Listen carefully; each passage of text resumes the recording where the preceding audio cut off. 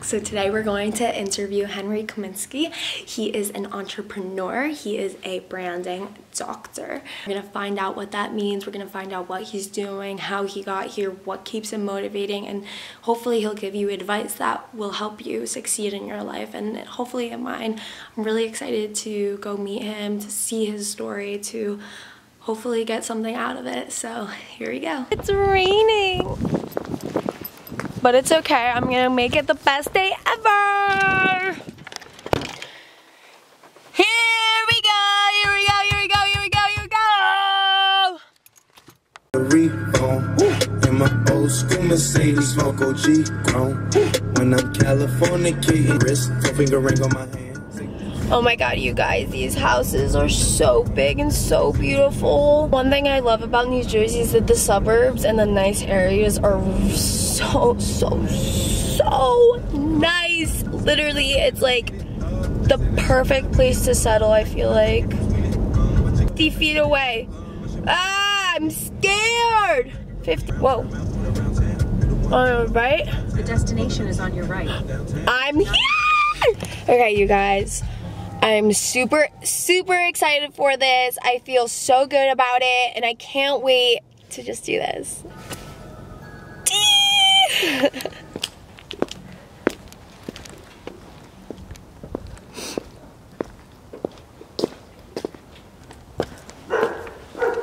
Puppies.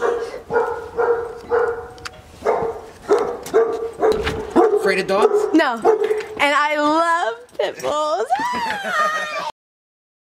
Hi guys, we're here with Henry Kaminski. So we met about 2 years ago at our CrossFit gym. I always saw him walking through the door. Everyone was always greeting him, and I was like, man, what does this dude do? So I finally added him on Facebook and saw that he was this branding doctor, and you know what? I had to talk to him. I had to figure out where he came from, what he's doing, and how to get there, because I kind of want this life too. So basically, if you could just introduce yourself. So my name's Henry Kaminski Jr. I go by the brand doctor, and I own a company called uniquedesigns.net, and I've had this business now for 12 years, and I've basically started it from scratch. I always had this drive. I always had this like inner motivation to do something. Growing up, my mom always used to tell this story to her girlfriends about how I was her miracle baby, and it took 16 years to have me. And as a young kid, 6, 7 years old, hearing the story over and over, I thought like girls actually were pregnant for 16 years. Oh my God. So I was like, I couldn't make sense of it at that age. And then as I got older, I realized what she meant. I tried for 16 years without any luck. And then they finally, you know, medicine got better and all of that. She went in for a minor surgery and boom, here I come.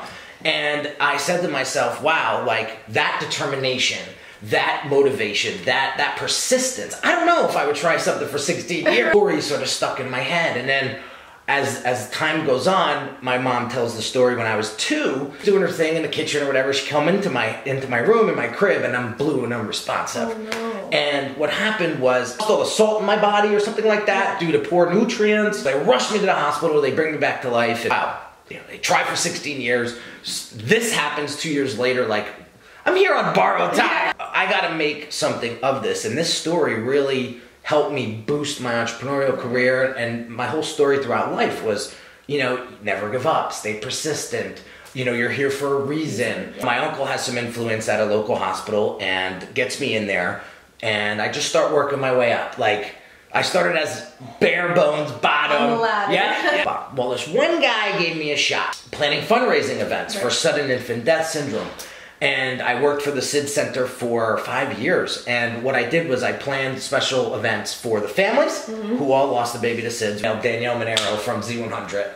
And I said, would Z100 sponsor one of my events? And she wrote back like a day later. She's like, we're in. Like, yeah. It was just the luck of the draw. Guys out there, put yourself out there. You never know what's gonna come your way. And so we needed marketing materials for the event. Right. So my buddy Jerry at the time is a graphic designer, and he sponsored all the flyers and all of that. And so I'm sitting next to him while he's designing the advertising, and I'm going, aha, this is what graphic design is. I began to just become infatuated with it. I loved it. I just saw like the creativeness of it all, right? And I said, I got to learn this. So we have the event. It was a great success. I get back to the office after it's all said and done, and I convince my boss to get Photoshop. I get her to invest in the software. Now I go to town, and it's like 20-hour days. I'm up till 4 in the morning. Started doing my own invitations, and then other departments started to catch wind to build up this little book of business. And then what happened was the hospital started making some major change. Basically, Henry, you're going to become someone's secretary next year. You can stay or you can leave. And I just said to myself, like, I don't know what to do. I was scared as hell. My father, I talked to, you know, my girlfriend, who's now my wife at the time, like, what do I do? Something just came over me and said, if you don't make this move now, it's going to be harder for you to make it later. And so I just did it. You know, I took the plunge. To report to anybody. I don't have to wake up at any certain time. Like, this is weird. I feel comfortable because it wasn't structured. Right. And then I realized as I got older, like, structure is the key to ultimate freedom. So I started to work, you know, again, 20-hour days, just hustling my ass off. After the first year, I made $250,000 in revenue. Bam, I know I can do this now. So how do I scale it? So I went like 5 years, just churn and burn.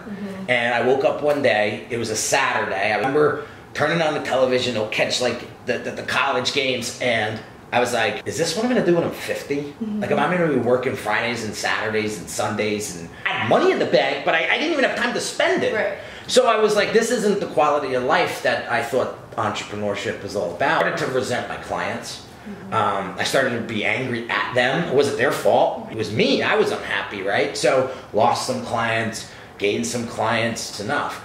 So then Hurricane Sandy comes in, wipes out 2 of my biggest clients, say, we're not going to use you anymore. They accounted for like $250,000 in revenue a year. I need a coach. Just happened to bump into this internet marketer guy, Russell Brunson. Call him up, and I get one of his salespeople, and they're like, yeah, it's coaching, it's great, it's 25 grand, right? A car, right? Like, who could afford that, right? Hell's not me. I said, there's no way.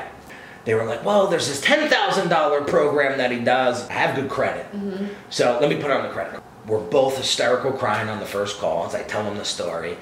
And I just remember the attitude and mentality I had at the time. It was, and I still have it, it's not if this works, it's when this works, right? It's not if this happens, or I'm not gonna try this, I'm going to do this. And whatever happens, happens. And so on the spot, Russell hires me $6,000 to help him with his first book launch. Like, holy shit, like, this was the first big sale I ever made in my life, and it wasn't even selling. Wow, there is so much more to entrepreneurship than this one-man band. So brand association and what happens when you start to level yourself up. And so, you know, I'm a big Tony Robbins guy, and I'm a big personal development guy, and one of the things that I realize is the difference between the success in your life and the success in my life, or the success in your competitor's life, that you live your life. It is simply that. Like, you get what you tolerate. And as I was growing up, I'm vertically challenged, if you want to say that. So I always let my height get the best of me. Like, I always was self-conscious of that. And I realized, like, DMX, one of the best rappers in the world, is like shorter than me. Right? And he even says it in one of his songs. He was like, if I worried about how short I was, do you think I would be where I'm at today? And I was just like, that hit me right there. I'm a big hip hop fan, by the way. Getting what I was tolerating. And when I realized that, like, you don't have to tolerate nonsense in your life. You don't have to tolerate low quality clients. And the only way I'm going to get better is if I make myself better. If I want to see change, I need to change, right? I need to not worry so much about my job. I need to worry more about myself, and not in a selfish way, but in a developmental way. What I realized was this: people are attracted to your confidence. It has nothing to do with your height. It has nothing to do with the way you dress. It has nothing to do with how much money's in your bank account, right? And so I realized that, and so that confidence has to come from within. You'll never get paid more than for your thinking. That's when people pay me top dollar, they're paying me for my thinking, right? They want to know, how can I get to where I need to be faster? Changing lives. You have to look big picture. You're not just making a logo for somebody. I tell people now, people invest $100,000, $200,000 a year with me, one person. I can't believe it myself. I truly believe that entrepreneurship is 98% mindset 2% execution. Kind of, because you were talking before that you got a different type of idea on entrepreneurship as you started getting up on the ladder. So can you give a definition? Entrepreneur is a risk taker. They're not going to settle for less. They want what they want. They go after it. They take action. They're not going to wait and be indecisive about it. They're very driven. They're motivated. I came into money fast when I was in my early 20s, and I wasn't financially intelligent. So what did we do? I went on vacations every month. It brought up and it created a lot of resentment. And so you need to figure out why you're doing what you're doing. And as I got older, when I had my son, I had my wife, you know, I realized that like it's not about me anymore. And entrepreneurship is really not about the entrepreneur. It's about their audience.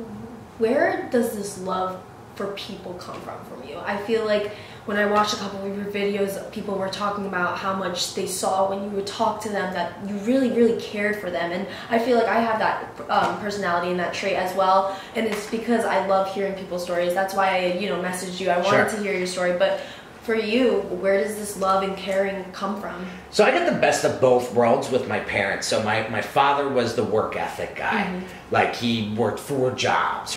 And I knew that like hard work does pay off. When you do put in the work, like there's a result. Mom's side, on the other hand, I wouldn't say her work ethic was the best, right? But she had a passion for people. When she walked in the room, you felt like you knew her for 20 years. And so I watched that and I realized that like I truly am blessed, like I have the best of both worlds. And unfortunately I didn't have a really close relationship with my mom in my teen years, and she was in and out. I did that so much, and unfortunately she passed a few years ago, and you know, it's tough. You know, before she died, you know, she called me every day. I wouldn't pick up the phone. I'll never forget it, my wife and I were down in Miami. It was record-breaking cold that weekend. It was like 30 degrees in Miami, South Beach. The next morning I woke up and my aunt called and told me that she was gone. And it was like, that was the sign. When someone leaves this universe, it's different, right? And to answer your question, it's her that really brought out the love of people. Any advice to those that are just starting out into entrepreneurship, or to anyone, just even like life advice? I feel like for myself right now, I'm, you know, using that new year, new me quote, but it's more because I've been feeling like I've been going down and down and down, and every year something bad happens, and you know, I'm just trying to really just turn it all around right now. Is there any advice for that? How to keep going, how to stay motivated? I almost lost my business twice. Poor financial decisions, having my priorities straight. Fatherhood was tough when it first came into my life. After 2 rounds of IVF, right? God bless my wife for going through that. We have this beautiful son who's just the light of our lives now, but it was tough. So one of the things that my mentor said to me last year when I was going through some of that transition, he said, there's a reason, Henry, why the windshield of your car is bigger than your rear view mirror. Because you're not fucking going that way. Yeah. My other mentor who said to me, you have to understand one thing in life. Hard times and struggles are like storms that blow through towns. They may come in, and during that moment, you may feel like we're dead, but they blow through. And it's temporary. When I was going through that hard time and there was no money in the bank and I was up over my head, I was upside down with my finances, this is temporary. And every day I woke up and said, this is temporary. I just want to encourage everybody to get out there and do. You're not going to get to the next level in your life by thinking about it.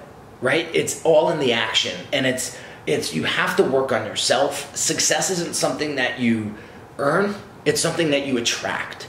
So you have to look at yourself and say, what do I want out of my life? Write it down. Okay? Nicole does a great job with writing it down. Something about that physical motion that makes it happen. Right. And so, but you have to clearly define your definition or destination.